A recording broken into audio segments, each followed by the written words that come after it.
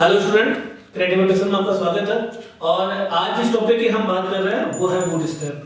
हमारे कमेंट आए हैं कि भाई बूट स्ट्रैप में सर आप वीडियो दो, तो हम उसी कमेंट का रिप्लाई के लिए हम ये वीडियो बना रहे हैं। अब आज हम ये समझेंगे कि बूट स्ट्रैप क्या है, किस तरह से उसको इंस्टॉल करें और इसके यूज कैसे है और इसको हम क्यों यूज करते हैं। ये सारे क्वेश्चंस के आंसर इस वीडियो के अंदर हम लोग कवर करेंगे। सबसे पहले हम ये समझते हैं कि बूट स्ट्रैप है क्या।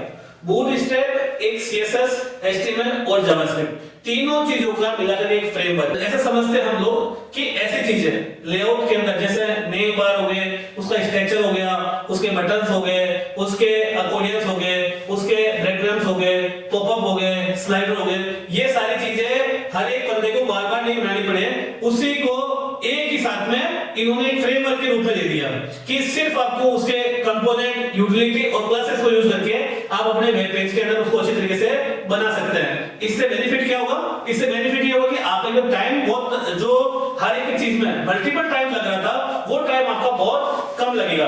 और एक स्टैंडर्ड के हिसाब से क्या होता है कि एक कोई प्रोडक्ट अगर लाइव जाता है तो उसके लिए मल्टीपल टीम उसके लिए यूज आती है। जैसे सबसे पहले उसमें फ्रंट एंड डेवलपर आता है, फिर उसके बाद में बैक एंड डेवलपर आता है, फिर उसके बाद टेस्टर आता है, फिर वो मार्केटिंग के ज्यादा डिजिटल मार्केटर उसका इस HTML को या उस जो भी डेवलपमेंट फेज में है उसको यूज करता है।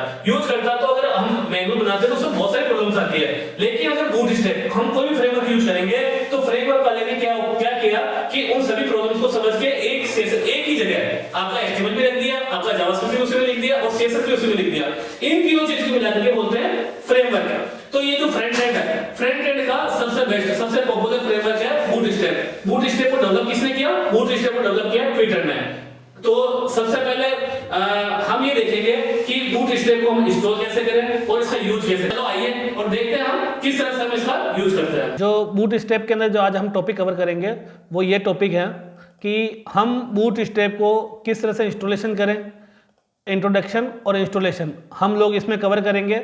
डाउनलोड किस तरह से कर सकते हैं, ग्रिड सिस्टम क्या होता है, इसके अंदर जो कंपोनेंट होते हैं वो बटन्स कंपोनेंट क्या होते हैं, आइकन हम किस तरह से लेते हैं, टेबल हम किस तरह से इसमें डिजाइन कर सकते हैं।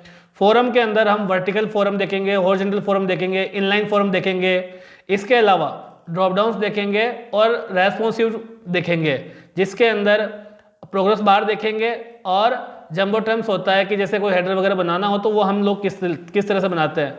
जो हमारे फोरम वगैरह में अलर्ट वगैरह रहते हैं वो किस तरह से हम लोग यूज कर सकते हैं, पेजिनेशन किस तरह से यूज कर सकते हैं, बेजेज किस तरह से यूज कर सकते हैं, लेबल है, पेज हेडर है और टूल टिप वगैरह। ये तो बहुत ही सिंपल सी बात है कि इसमें क्या होता है बूट स्ट्रैप के अंदर। ये हमारा बूट स्ट्रैप है और बूट स्ट्रैप को इतना इजी बनाया गया है कि इसके अंदर आप किसी भी वेब पेज का फ्रंट एंड बहुत ही इजी तरीके से कर सकते हैं और बहुत ही कम टाइम में।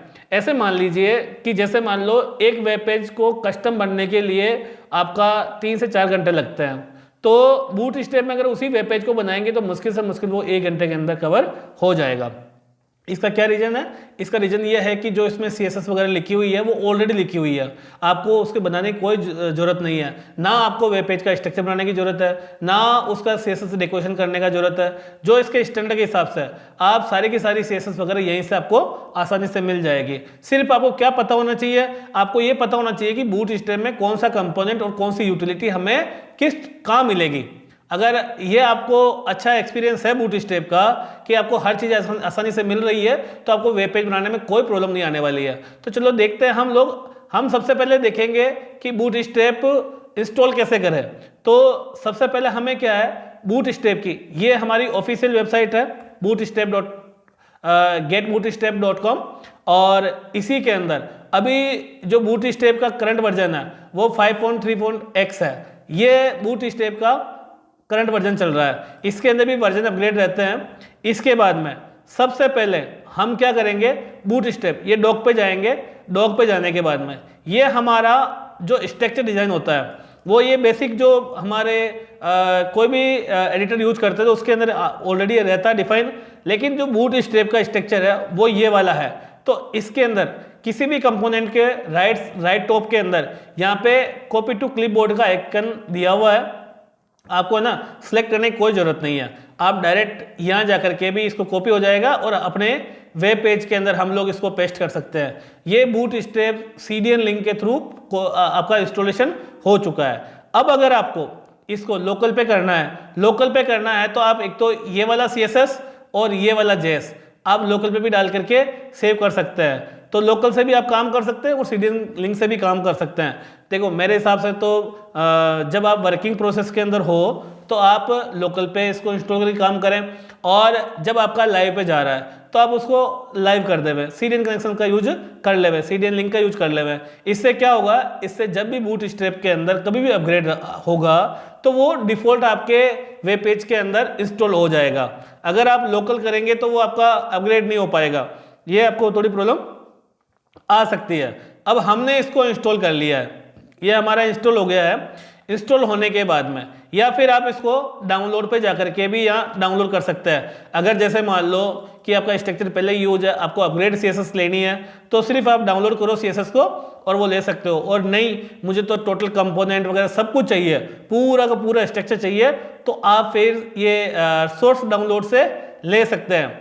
इसके अलावा हम लोग जो हमारे टॉपिक्स रहेंगे उसके अंदर हम लोग क्या देखेंगे, उसके अंदर हम लोग देखेंगे इसके लेआउट के अंदर ग्रिड सिस्टम क्या होता है, कंटेनर क्या किसकी साइज के होते हैं, किसकी साइज पे रेस्पॉन्सिव को हम लोग बना सकते हैं। जैसे जो हमारे रिजोल्यूशंस होते हैं डेस्कटॉप पे, आईपैड पे, मोबाइल पे, टैबलेट पे, वो सभी हम लोग देखेंगे कि ये किस किस रिजोल्यूशन के लिए काम करता है। इसमें लार्ज के लिए जैसे क्लासें होती है, LG होती है, XXL होता है, SM होता है, कोल होता है, तो वो कौन सी क्लास किस रिजोल्यूशन के लिए काम आने वाली है वो भी हम लोग इस वीडियो के अंदर कवर करेंगे।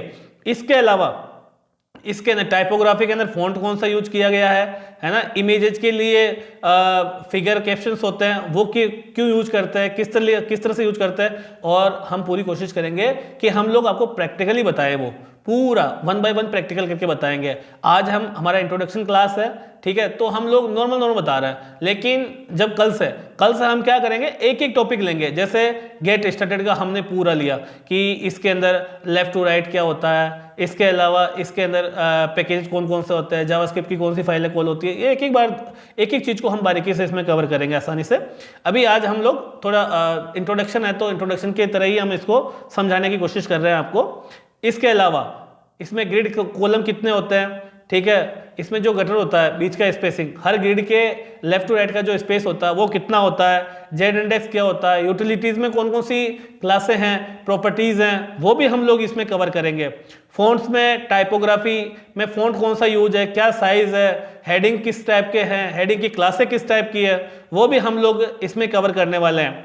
अच्छा, हम लोग इसके अंदर फॉरम भी देखेंगे। फॉरम में क्या है कि सिंगल अगर इनपुट फॉरम है तो वो कैसे करें, अगर जैसे मान लो एक रो के अंदर मल्टीपल हमें इनपुट्स लेने तो वो हम कैसे यूज करें, बटन हम किस किस टाइप से इसमें यूज कर सकते हैं, हम फॉरम के वैलिडेशन ऑलरेडी इसके अंदर लगे हुए हैं, वो वैलिडेशन हम किस तरह से यूज कर सकते हैं, वो भी हम इस वीडियो के अंदर अच्छी तरीके से कवर करेंगे। इसके अलावा जो बूटस्ट्रैप में मेरे हिसाब से जो मेन टॉपिक्स हैं वो 2 ही टॉपिक्स हैं, एक कंपोनेंट और एक आपका ये यूटिलिटी। देखो आपको समझना ऐसा है कि कंपोनेंट में कौन सी चीजें हैं, कंपोनेंट में वो चीजें हैं जिनके अंदर HTML, CSS और आपका जावास्क्रिप्ट तीनों चीज से कोई मिलके कोई चीज बना है, वो है कंपोनेंट। और यूटिलिटी में क्या है, जो सिंगल प्रॉपर्टी है जैसे मुझे बॉर्डर के लिए प्रॉपर्टी लगानी है तो वो आपको यूटिलिटी मिलेगी, जैसे मुझे स्पेसिंग के लिए कोई प्रॉपर्टी लगानी है तो मुझे वहाँ मिलेगा, साइजिंग के लिए कोई प्रॉपर्टी लगानी है, बैकग्राउंड कलर, इस टाइप का जितना भी जो प्रॉपर्टी से रिलेटेड है सिंगल प्रॉपर्टी से, वो आपको यूटिलिटीज में मिलेगा। और आपका जो कंपोनेंट है उसमें जैसे स्लाइडर लगाना, अब स्लाइडर में सिर्फ CSS से तो काम नहीं चलेगा, स्लाइडर के अंदर क्या चाहिए मुझे कि उसके अंदर HTML भी होना चाहिए, CSS भी होना चाहिए और जावास्क्रिप्ट भी होना चाहिए, तीनों चीज मिलकर के एक कंपोनेंट तैयार करता है। और वो कंपोनेंट हमें यहाँ पे मिलेगा। कंपोनेंट में कई तरह के कंपोनेंट हो सकते हैं, जैसे बटन्स हो सकते हैं, पॉपअप्स हो सकते हैं, अकोर्डियंस हो सकते हैं, क्राउजल हो सकते हैं, आपके कोलैप्स मेन्यू हो सकते हैं, ड्रॉप डाउन हो सकते हैं, नेव बार हो सकता है। इस तरह से बहुत सारे ऐसी चीजें जो एक लेआउट के अंदर, हर एक लेआउट के अंदर कॉमन होती है। जैसे हमें पता है कि चाहे कोई सा भी वेबसाइट हो उसके नेव बार तो हो गया होगा, तो वो एक हमारा कंपोनेंट हो गया। हर लेआउट, हर वेब पेज के अंदर एक स्लाइडर होता है तो वो हमारा कंपोनेंट हो गया। हर वेब पेज के अंदर एक फोरम होता है तो वो हमारा एक कंपोनेंट हो गया। इस तरह से जो कॉमन चीजें हैं बूटस्ट्रैप ने वो सभी चीजें एक जगह लाके रख दी है, तो वो सारी की सारी हम कंपोनेंट में देखेंगे। इसके अलावा जो यूटिलिटीज है, जैसे बैकग्राउंड की क्लास है, बॉर्डर क्लास है, कलर है, डिस्प्ले है, फ्लेक्स है, फ्लोट है, ये सब क्या सिंगल प्रॉपर्टी है, तो वो सारी की सारी हमारे को यहाँ मिलेगी। इसके अलावा हम ये भी देखेंगे कि इसमें आइकन कौन कौन सी वेबसाइट से लिए गए हैं, थोड़ा उसका अबाउट अस वगैरह भी देखेंगे कि अबाउट क्यों बनाया है इसको, क्या यूज है, आगे हमें बेनिफिट्स कहाँ हो सकता है, कौन सी वेबसाइटों को हम बूटस्ट्रैप में बनाएं और कौन सी वेबसाइटों को हम कस्टम बनाएं, ये भी हम लोग थोड़ा जनरल बातें भी करेंगे इसके अंदर। तो हमारा जो आज का वीडियो वो इसी टॉपिक पे है। हम यही सीखा हमने कि बूटस्ट्रैप का हमें यूज कब करना चाहिए, किस तरह से करना चाहिए, क्या डाउनलोड है। Thank you so much. Bootstrap सीखने के लिए जो हमारे आगे वीडियो है वो जरूर देखें आप, उससे आपको बहुत अच्छी तरीके से हम आपको कोशिश करेंगे सिखाने का। Thank you.